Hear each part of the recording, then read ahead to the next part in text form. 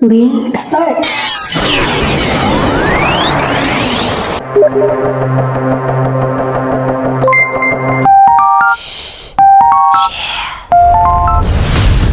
Good day, everyone. I am Paulete Servallos together with my partner Ariano Longares.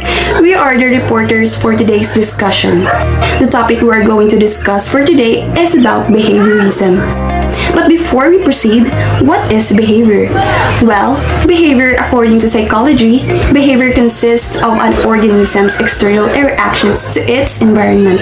Human behavior is the potential and expressed capacity, mentally, physically, and socially, of human individuals or groups to respond to internal and external stimuli throughout their life. The theory of behaviorism focuses on the study of observable and measurable behavior. It emphasizes that behavior is mostly learned through conditioning and reinforcement, rewards and punishment, to be exact. Contributions to the development of the behaviorist theory largely came from Pavlov, Watson, Thorndike, and Skinner. Behaviorism is the behavioral learning theory is a popular concept that focuses on how students learn. Behaviorism focuses on the idea that all behaviors are learned through interaction with the environment. This learning theory states that behaviors are learned from the environment and says that innate or inherited factors have very little influence on behavior.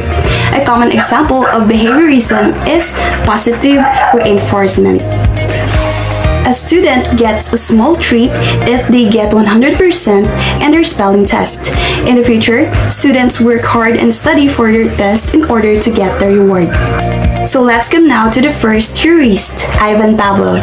Ivan Pavlov is a Russian physiologist, is well known for his work in classical conditioning or stimulus substitution. Pavlov's renowned experiment involved meat, a dog, and a bell. Initially, Pavlov was measuring the dog's salivation in order to study digestion.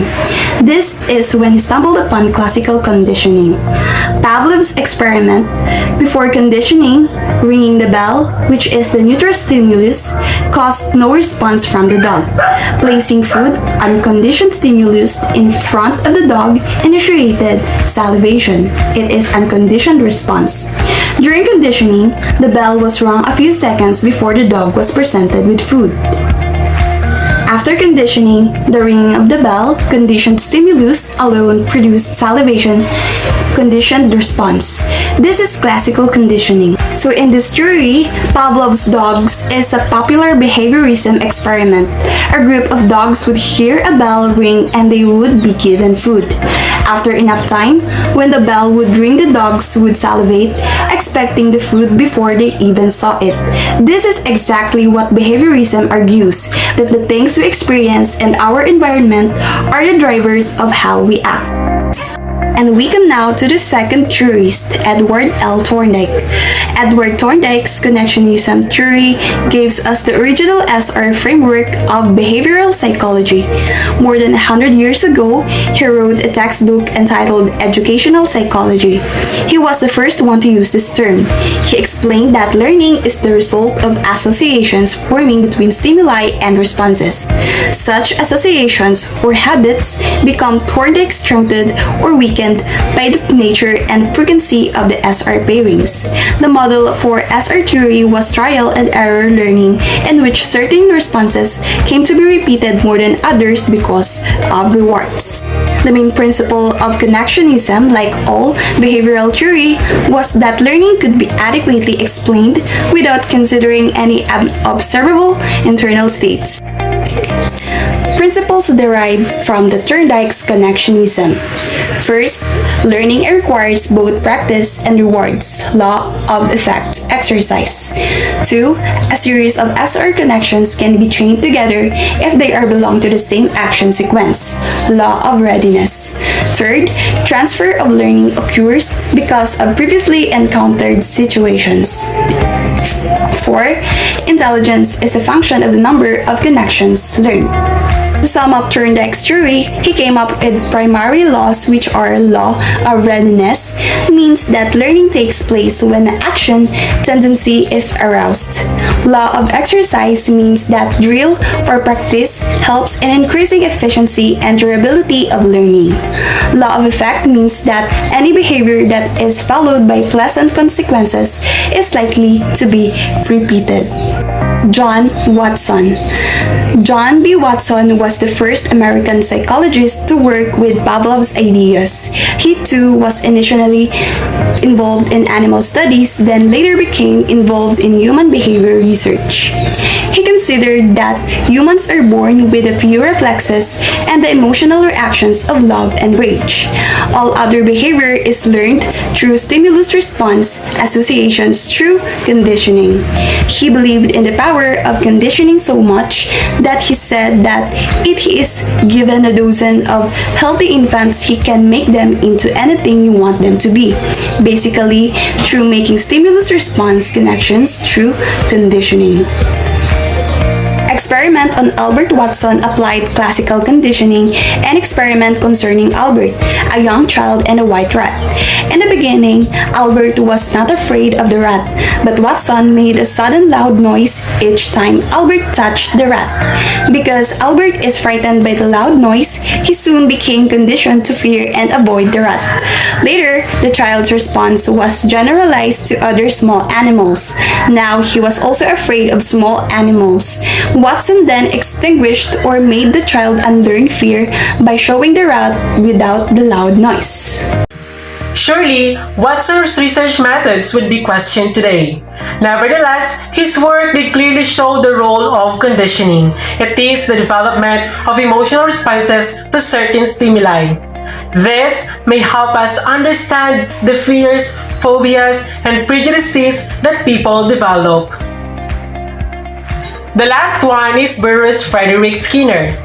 Like Pavlov, Watson, and Thorndike, Skinner believed in the stimulus-response pattern of conditioned behavior.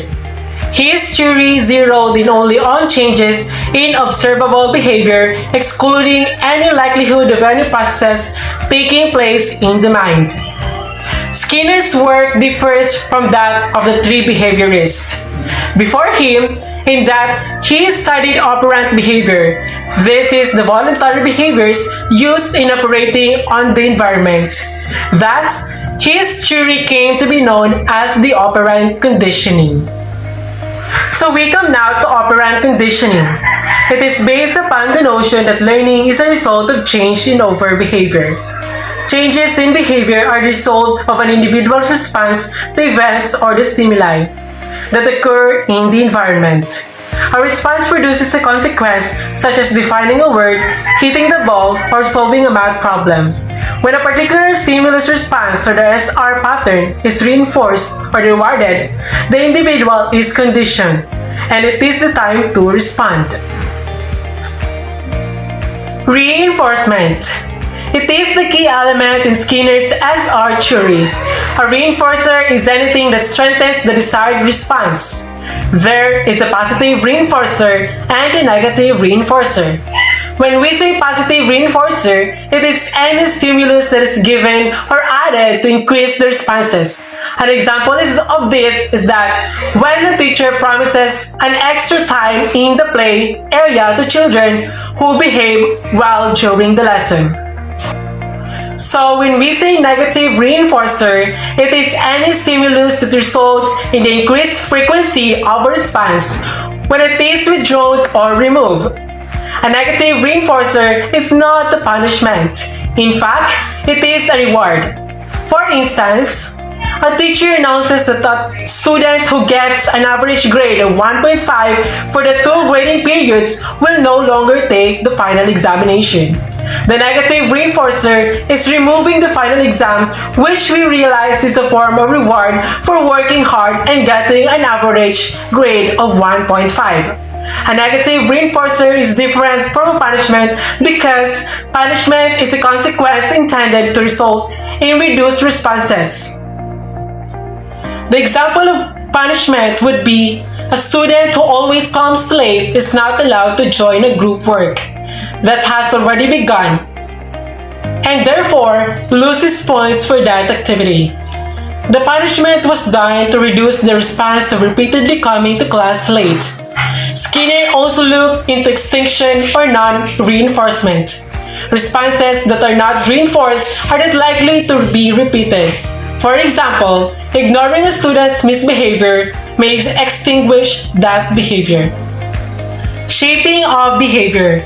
An animal in a cage may take a very long time to figure out that pressing a lever will produce a food. To accomplish such behavior, successive approximations of the behavior are rewarded until the animal learns the association between the lever and the food reward. To begin shaping, the animal may be rewarded for simply turning in the direction of the lever, then for moving toward the lever, for brushing against the lever, and finally for pressing the lever. Next is behavioral chaining. It comes about when a series of steps are needed to be learned. The animal would master each step in sequence until the entire sequence is learned. This can be applied to a child being taught to tie a shoelace. The child can be given reinforcement or the rewards until the entire process of tying the shoelace is learned. Reinforcement schedules. Once the desired behavioral response is accomplished, reinforcement does not have to be 100%. In fact, it can be maintained more successfully through what Skinner referred to as partial reinforcement schedules. Partial reinforcement schedules include interval schedules and ratio schedules. Fixed interval schedules. The target response is reinforced after a fixed amount of time has passed since the last reinforcement. Example, the bird in a cage is given food or the reinforcer every 10 minutes, regardless of how many times it presses the bar. Variable interval schedules. This is similar to fixed interval schedules, but the amount of time that must pass between reinforcement varies. For example, the bird may receive food or the reinforcer different intervals, not every 10 minutes. Fixed ratio schedules. A fixed number of correct responses must occur before reinforcement may recur. For example, the bird will be given food or the reinforcer every time it presses the bar in 5 times. Variable ratio schedules. The number of correct repetitions of the correct response for reinforcement varies. For example, the bird is giving food reinforcer after it presses the bar 3 times, then after 10 times, then after 4 times. So the bird will not be able to predict how many times it needs to press the bar before it gets food again. We come now to the implications of operant conditioning. These implications are given for program instruction. The first one is the practice should take the form of question or the stimulus, answer or the response. It frames which expose the students to the subject in gradual steps. Number 2, require that the learner makes a response for every frame and receives immediate feedback. Number 3, try to arrange the difficulty of the questions so that the response is always correct and hence a positive reinforcement. And for the last one, number 4, it ensures that good performance in every lesson is paired with secondary reinforcers such as verbal praise, prizes, and good grades. Principles derived from Skinner's operant conditioning. The first one, behavior that is positively reinforced will reoccur. Intermittent reinforcement is particularly effective. Second, information should be presented in small amounts so that the responses can be reinforced or shaping.